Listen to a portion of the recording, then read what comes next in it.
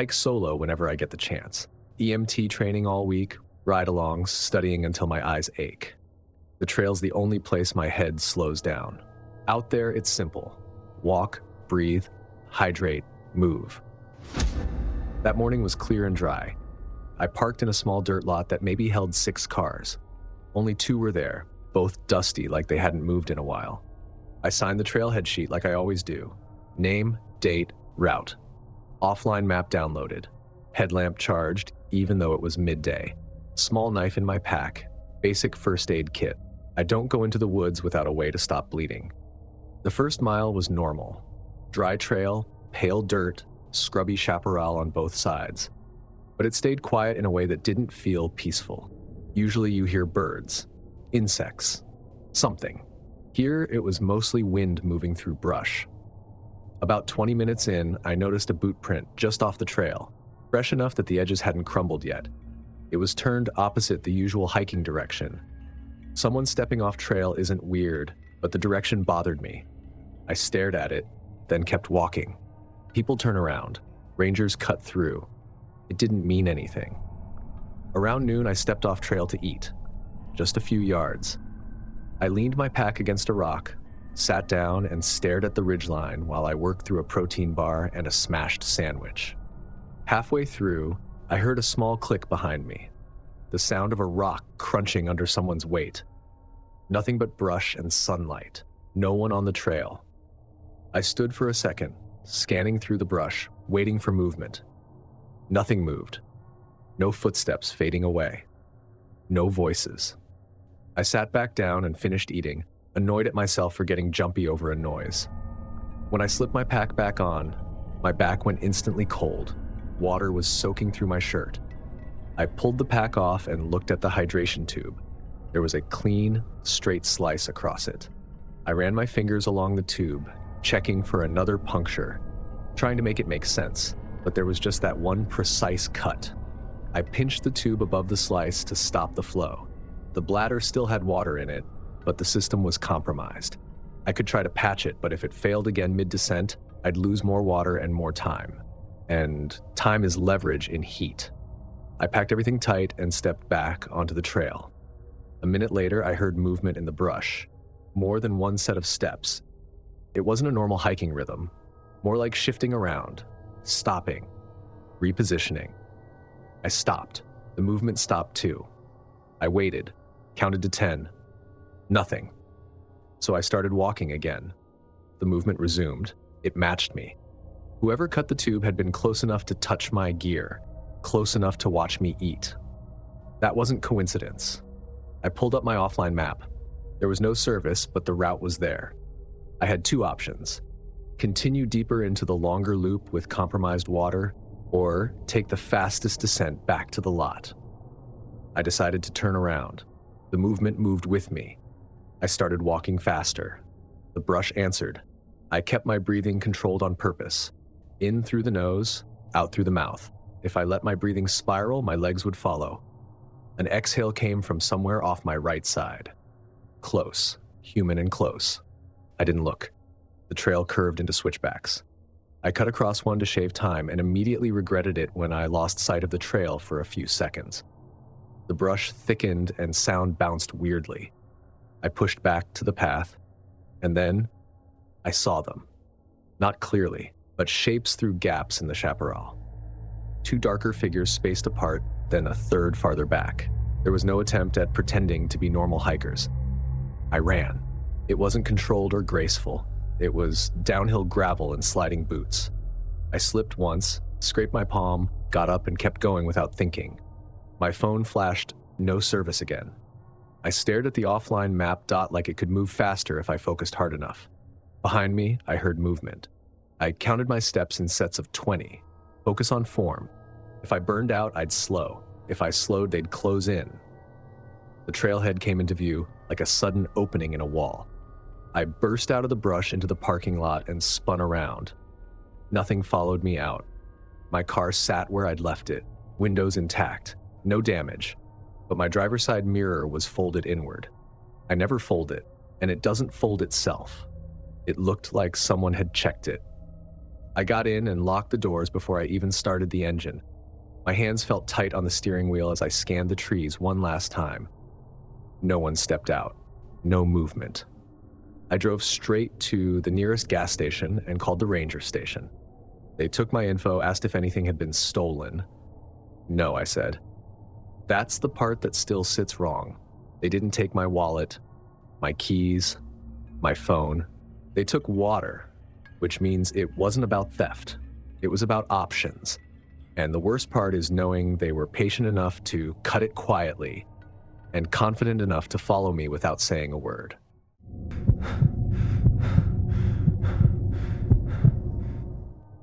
In September 2022, I drove out to Shenandoah after work.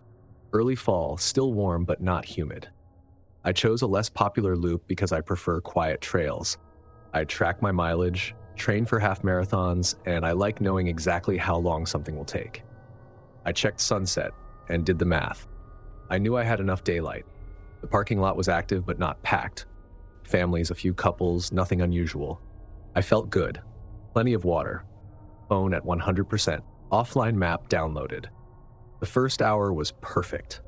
Leaves just starting to turn, filtered light through trees, that rhythmic crunch of boots on dirt. I remember thinking how good it felt to be somewhere no one needed anything from me.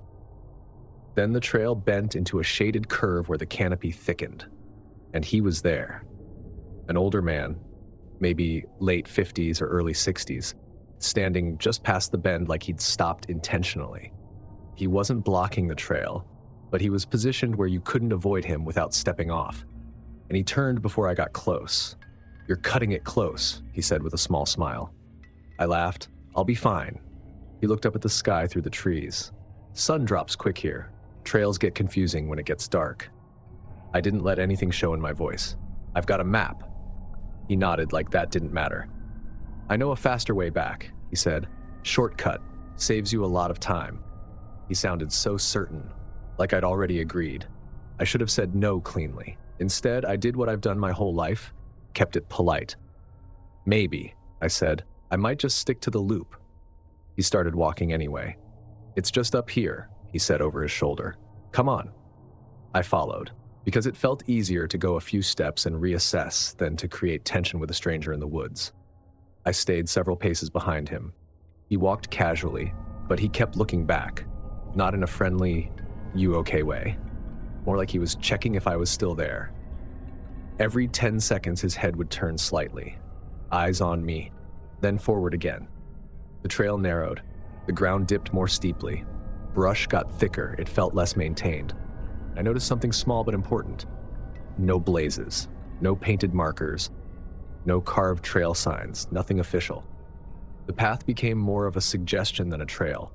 I pulled out my phone and opened my map app. The blue dot flickered, signal bars dropped. Then the map stalled. No GPS. I stood still for a second, staring at my phone like it had personally betrayed me. I hadn't planned for a dead zone. I hadn't planned to be off the marked trail at this time of day. He kept walking for a few more steps before realizing I wasn't behind him anymore. "You good?" he called.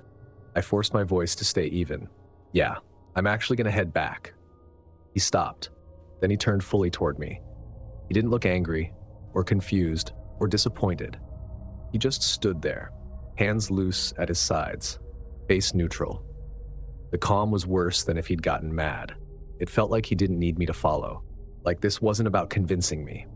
Then, somewhere above us, deeper into the trees, a branch snapped. He didn't even look toward the sound. That was the moment my politeness finally shut off. I turned uphill and started moving fast. Behind me, I heard movement. He was following. I focused on the incline. Uphill meant visibility. Uphill meant control. My legs are strong. I trust them. That thought became my anchor. I slipped once on loose dirt and grabbed a root to keep from falling. My breathing got loud in my ears, and I hated that because it made me feel exposed. I didn't look back. If I looked back and he was close, I'd panic. If I looked back and he wasn't there, I'd doubt myself. Neither helped. The path started to look slightly more defined. I saw a faint blaze on a tree ahead, barely visible but there. Marked trail.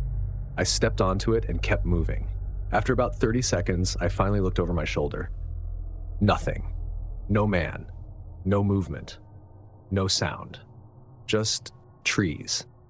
That should have been reassuring. It wasn't. Because if he turned around that quickly, he knew the area well. And if he hadn't been alone, I'd never have seen who else was there. By the time I reached the parking lot, the sky had changed to that early dusk blue. Families were packing up, car doors slamming, normal life. I walked straight to my car, unlocked it, and got inside real fast, and locked the doors immediately. I sat there for a second, breathing hard, trying to calm down. Then I saw a fingerprint streak on my windshield. Passenger side, low corner, a curved streak as if someone had braced their hand against the glass. I stared at it, replaying the day. I hadn't touched that spot, and I never told him which car was mine. The parking lot was full enough that you couldn't easily guess. I looked up slowly and scanned the tree line. People were still loading coolers, talking, laughing, no one watching me in an obvious way. But the longer I sat there, the more I understood something simple and ugly. The shortcut may not have been about saving time.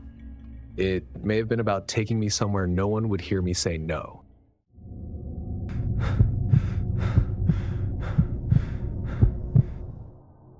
In July 2020, I was heading into my senior year of college, and hiking had become my way of dealing with everything feeling uncertain. I wasn't new to solo hikes, but I also wasn't reckless. I picked routes that were marked, downloaded maps offline, told someone where I was going. That day in Olympic National Forest, I specifically chose a stretch with an open ridgeline. Fewer trees, better visibility. In my head, that meant control. If someone was near me, I'd see them. After about 1 hour into the trail, I heard a whistle. 2 short bursts, one long. It cut through the wind. I paused, scanning the ridge. My first assumption was the most obvious. Other hikers, maybe someone calling to a friend out of sight. Sound carries weirdly in open terrain. I kept walking. A few minutes later, it came again. 2 short, one long. Closer now. The ridge was open enough that if someone was within 100 yards, I should have seen movement. Bright clothing, a pack, anything. There was no one ahead of me, no one behind me. No voices, no visible hikers stepping off trail to take photos. I turned in a slow circle, trying not to look jumpy. Nothing. I told myself not to be dramatic. It was a popular park. People use whistles. It didn't mean anything. I walked on. Then it came a third time. 2 short, one long. This time it sounded lower, like it was coming from the slope just beneath the ridgeline. I stopped again. I decided to test it. I slowed my pace deliberately. I wanted to see if whoever was behind me would close the distance. Within seconds, 2 short, one long. That's when my brain stepped out of denial. I stepped off the trail as if to let someone pass. It was a normal hiking move, and stood there, facing outward toward the view, pretending I was taking in the scenery. The whistle came again, same pattern. I scanned the slope. It was open enough to see through gaps in brush and scattered trees, but I didn't see any obvious figure. No bright jacket, no backpack silhouette. I resumed walking, faster this time. The ridge dipped slightly and curved toward a thinner section of trees. The problem is that the path was predictable. If someone was pacing me, staying on the trail meant staying easy to track. I did something I normally wouldn't do. I left the trail. I went downhill through brush, stepping over low branches, pushing through scrub, aiming to reconnect closer to the road instead of following the established path. It wasn't a perfect plan, but it broke the pattern. As soon as I cut off trail, the whistle stopped. That silence was louder than the sound.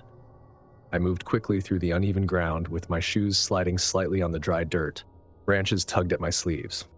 I tried to step lightly, which is ridiculous when you're crashing through brush, but I didn't want to broadcast exactly where I was. A few seconds later, I saw something. Not clearly enough to describe to a ranger with confidence. Just a pale flash between tree trunks, like a shirt catching sun, or a face, or forearms. It wasn't charging at me. It was moving sideways, as if relocating and staying with me.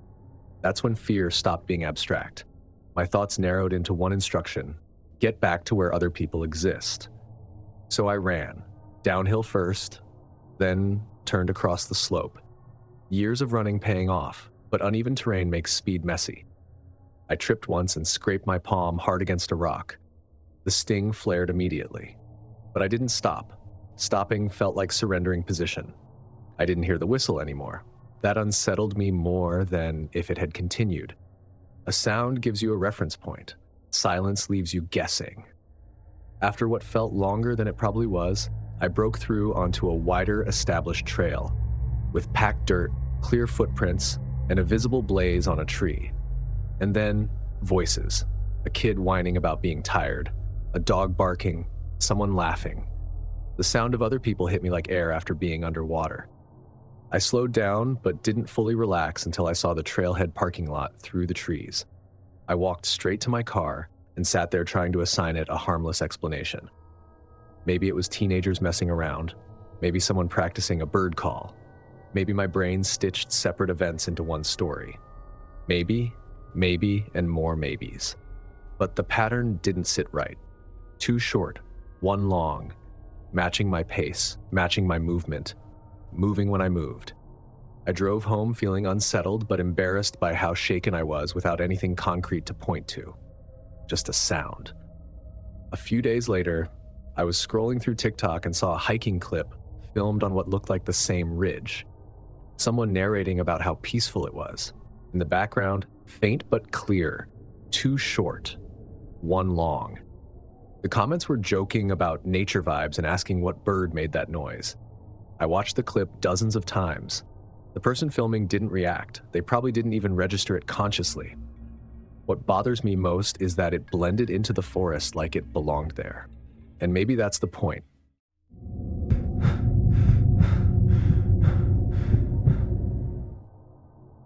I went hiking near Ithaca in September 2023 because my brain wouldn't shut up.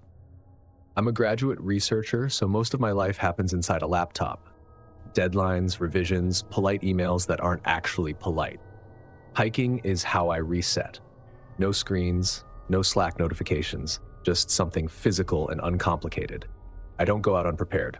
Boots, not sneakers. Small pack with water, snacks, headlamp, and pepper spray I actually know how to use. The trail I picked wasn't remote wilderness. It was one of those wooded systems close to town. The first stretch was normal. Late summer leaves edging into fall, sun coming through in stripes. The dirt slightly damp in the shaded sections. I noticed small things automatically. Broken twigs, soil texture, signs of recent trail work. That's just how my brain works. About 40 minutes in, the trail narrowed, and that's where I saw a rope.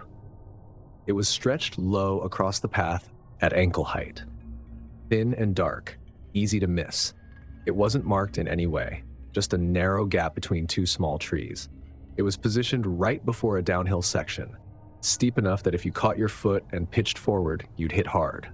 Rocks, roots, a bad angle. I stopped immediately. The placement wasn't random. It looked strategic. I pulled out my phone and took a photo, just in case. Then I stepped over it carefully. The moment my boot hit the ground on the other side, I heard movement in the trees. I stood there, listening. The woods went back to quiet. I told myself I was connecting dots that didn't belong together. You saw a rope. You startled something. That's it. So I continued down the trail. The next section curved into tight switchbacks. The trees thickened and visibility dropped. It hit me that someone above the trail could track my position without me ever seeing them. They'd only need to catch glimpses through gaps. That thought changed the way I moved. At the second bend, I stopped and listened again, but heard nothing obvious. Still, I turned around. I didn't like the feeling in my chest, the one that says leave before you're committed deeper. No ego involved, just logic. I walked back toward the rope. It wasn't tight anymore. It was slack like someone had pulled it down and let it hang looser. That detail stripped away any harmless explanation. Someone had adjusted it while I was within earshot. I didn't want to be within arm's reach of it. As soon as I cleared it, I heard movement again. I didn't call out. I didn't want to announce my location. I kept walking back toward the wider section of trail, But every few steps I heard something off to the side. I turned suddenly once, trying to catch someone mid-step. The trail started to feel like a funnel. If someone wanted me to continue along it, they'd let me. I decided to break the script. From the map, I remembered a service road running downhill east of the trail. Not ideal terrain, but wide and open, harder to hide next to. I stepped off the trail entirely and headed downhill through brush. It wasn't graceful. Branches snagged my sleeves. My boots slid in the loose dirt. I grabbed small saplings to steady myself. My forearms got scratched, my jeans streaked with mud, but behind me, I kept hearing movement. That was the worst part, the sense that my path was being observed and matched. I kept going. No hesitation now. Downhill until the slope eased and I hit gravel. The service road was ugly and perfect. Wide, open. No blind corners, no dense brush 5 feet off my shoulder. I stepped onto it and walked fast toward the direction of the parking area. I kept my phone in my hand, thumb hovering near the emergency call option. I looked back more than once, but there was nothing visible. When I reached the lot, there were still people around. I walked straight to my car. I got in, locked the doors, and finally let myself breathe harder than I had on the trail. My hands felt shaky now that I was contained. I opened my camera roll to look at the photo of the rope. It wasn't there. I scrolled back through everything from that day. Landscapes, a photo of my boots on the ridge earlier. But no rope. I checked the deleted folder. Nothing. I remembered seeing the image on my screen. I think I pointed my phone to the rope but didn't click the button. Someone set a trap in broad daylight, stayed just out of sight the entire time, and let me leave with doubt instead of proof. And doubt is harder to report.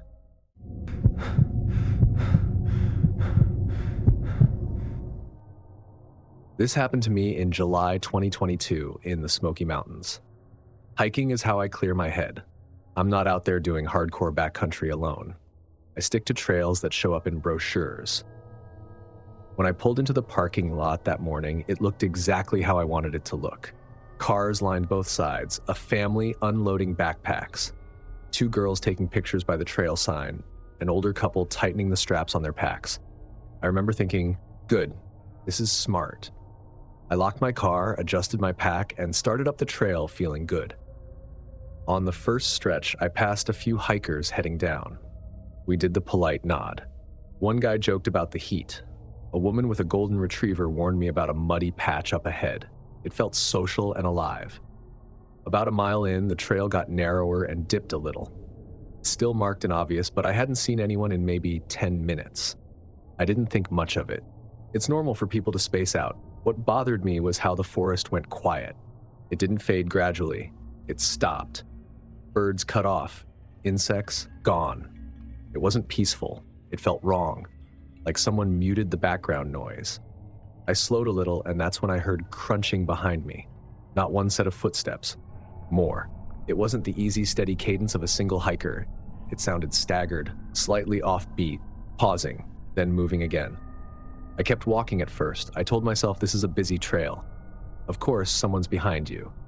But the spacing felt off. If it were one person, they'd either close the distance or hang back consistently. I decided to let them pass. I stepped to the side of the trail and pretended to adjust my pack strap. The crunching slowed, then stopped. No one walked by. I waited a few seconds, trying not to look jumpy. Then I looked over my shoulder casually. The trail behind me was empty, just trees, no movement. I felt that sudden tightness in my chest. I got back on the trail and walked faster. The crunching resumed. My breathing grew heavier, which made it harder to judge how near they were. I told myself not to overreact. The mind fills in gaps when you're alone. But when I heard a second distinct pattern of steps overlap the first, something shifted in me. I realized I'd gone farther than I thought. The incline had been gentle, the trail easy. I hadn't checked the distance in a while, and the busy section was definitely behind me. I decided to turn around. The second I pivoted, the footsteps adjusted too, like reorienting. That was enough. I started walking downhill. Crunching followed. My heart started pounding harder than the terrain warranted. I told myself to keep it controlled. Downhill running is risky. One bad step and you're on the ground. But then I heard the steps again, closer this time. And I started running. Downhill, which is the worst direction to sprint in the woods. I nearly lost my footing on gravel and windmilled my arms to stay upright, and sweat blurred my vision. I focused on staying upright, on the trail markers, on breathing. Behind me, the crunching stayed with me. Not right on top of me, but not far enough to feel safe. The downhill stretch felt endless. Every curve looked the same. My lungs burned, my legs shook from the effort. Then I saw the wooden trailhead sign through the trees. Relief hit hard and fast. I burst out of the tree line, expecting to see cars, people, movement. The parking lot was empty. Not mostly empty. Empty. Except for my car. For a second, I thought I'd taken a wrong turn, that I'd somehow looped to a different exit, but it was mine. Every other car was gone. The space felt exposed in a way it hadn't that morning. I didn't slow down until I reached my door. I unlocked it and climbed in so fast I hit my knee against the steering column. I locked the doors immediately. Only then did I look up properly. I started the engine, and as I pulled out of the lot, I checked the rearview mirror over and over. No one emerged from the tree line. No visible proof of anything. I never saw who was behind me. That's what sticks with me. Not a face, not a voice, not a confrontation. Just the moment the forest turned silent, and the sound of more than one set of footsteps deciding to follow. So if you ever said, "I'll just go for a peaceful solo hike," congratulations, you survived this one. Go ahead, smash that like button, hit subscribe so you never miss the next nightmare, and tell me which story messed with you the most. And if you think being home alone is safer than being in the forest, you might want to rethink that. Click now to watch 4 disturbing home alone horror stories. Because sometimes the only thing worse than footsteps behind you is footsteps inside your house. Thanks for watching. Stay alert, stay safe, and I'll see you in the next nightmare.